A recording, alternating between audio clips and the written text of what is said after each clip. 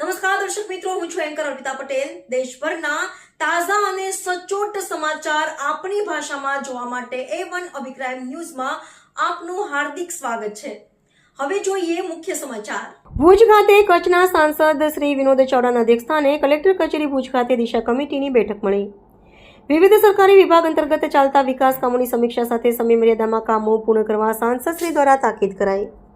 ધારાસભ્યશ્રીઓ દ્વારા bank, railway, post, road, વીજળી, રસ્તા, પાણી સહિતના મુદ્દે વિવિધ પ્રશ્નો રજૂ કરાયા.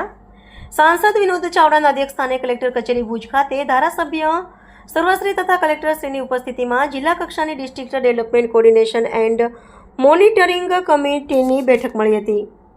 રિવ્યુ બેઠકમાં સરકારના વિવિધ વિભાગો હેઠળ ચાલતા વિકાસ કામોની સમીક્ષા સાથે તેને સમય મર્યાદા ત્વરાએ પૂર્ણ કરવા સાંસદશ્રી દ્વારા સૂચના સાથે માર્ગદર્શન આપવામાં આવ્યું હતું.